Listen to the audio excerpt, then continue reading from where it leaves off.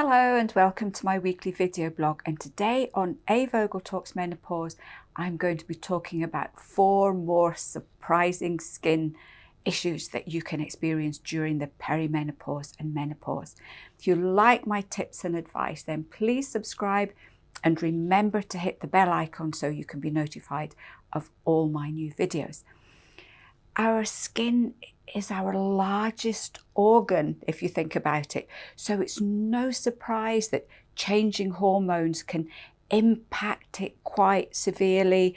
And it's surprising how many skin conditions you can experience during the menopause, how the hormones affect the skin, why they affect the skin as well. So the common skin problems that I see on a regular basis are itchy skin, dry skin, thinning skin. Other issues can be the resurgence of teenage acne.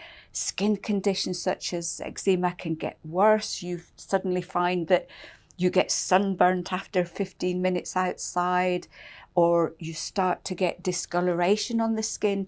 Either you can end up with dark patches, or if you have dark skin, you can end up with light patches. You can end up with rashes and itchy lumps and bumps. Wounds can be really slow to heal as well. But there are even more symptoms that I have come across, especially just recently, which is quite strange.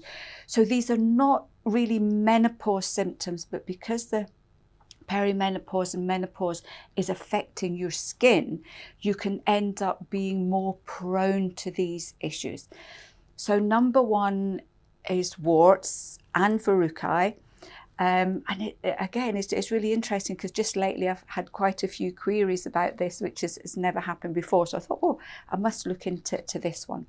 So the reason that this can happen is your skin is getting thinner.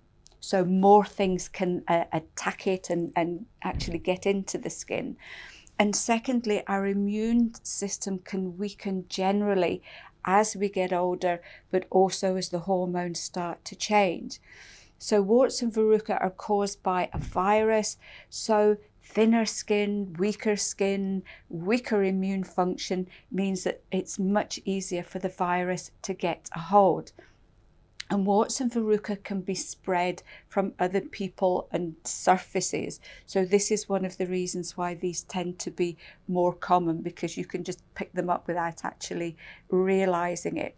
So what to do here is support your immune system generally. That's going to help with just about everything, especially if winter's coming along and you're more prone to colds and flu anyway. So you could look at vitamins such as vitamin C. You can look at minerals such as zinc. They can be really, really helpful.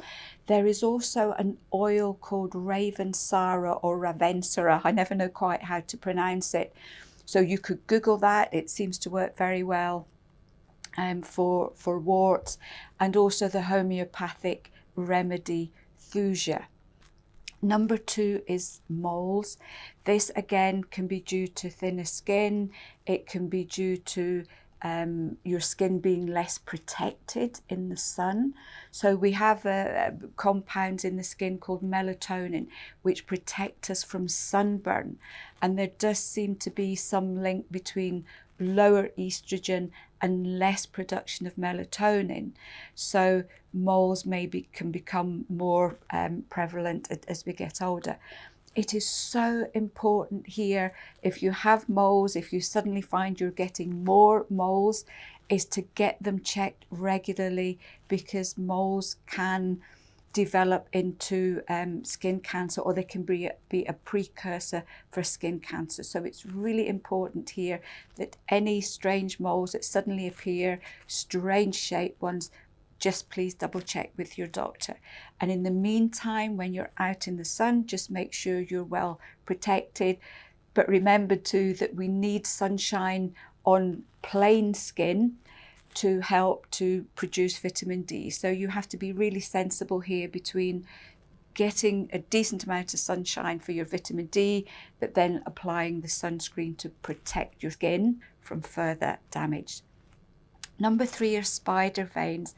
I get a lot of queries about these ones. They either appear on the legs very often, the lower leg, so it can be the calf area, or down by the shin, front of the shin, but they can also appear on the face. Again, this is due for two reasons. One is your skin gets thinner, so veins become more apparent. Your skin becomes a bit more see-through, so you can start to see things that you couldn't see before. The second reason is that the blood vessels themselves, as you age, can get weaker, they can break, they can burst, and that can be part of the problem. So for this particular one, you can look at vitamin C. Vitamin C is so important for the integrity of your veins. You need that to keep your veins nice and strong. So just make sure you're getting loads of vitamin C through diet, also through supplements. You can also use the herb horse chestnut, either internally, or if they're just surface veins on the legs, you can put a horse chestnut gel on, and that can very often help. The gel won't help for the face because it's a little bit too acidic here. So again, just make sure for facial veins that you're getting loads of vitamin C in your diet. Number 4 is dry cracks in the skin. This is a really horrible one. It can be at the corners of your mouth.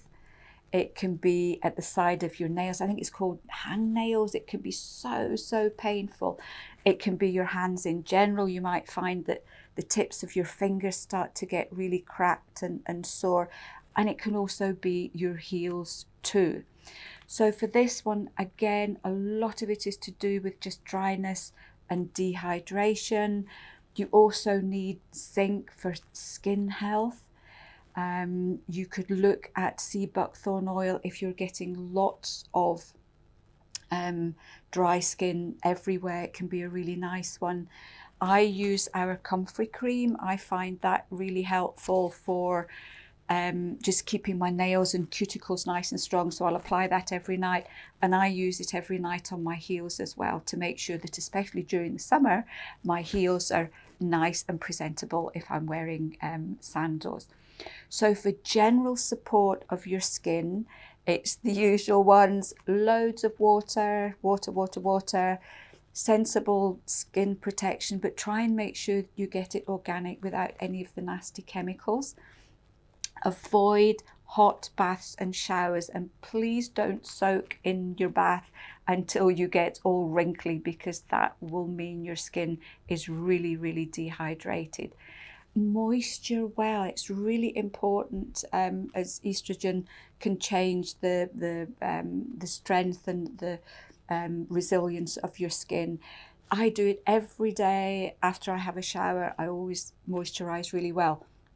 The important thing here again is, when you're moisturizing well, give yourself a little bit of a massage, because that helps to improve the circulation to the skin, which is very good for bringing nutrients to the skin to keep it healthy.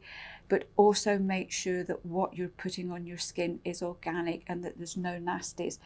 A lot of over-the-counter creams contain chemicals that are estrogenic, that can have quite a detrimental effect to your own hormonal balance, and not in a good way.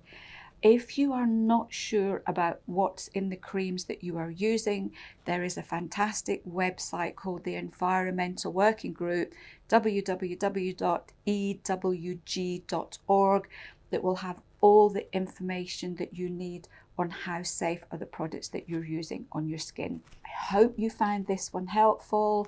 If any of you have any more tips about what has helped your skin conditions, please share them with us. We would love to hear all about them. And until then, I'll see you next week for another edition of A. Vogel Talks Menopause.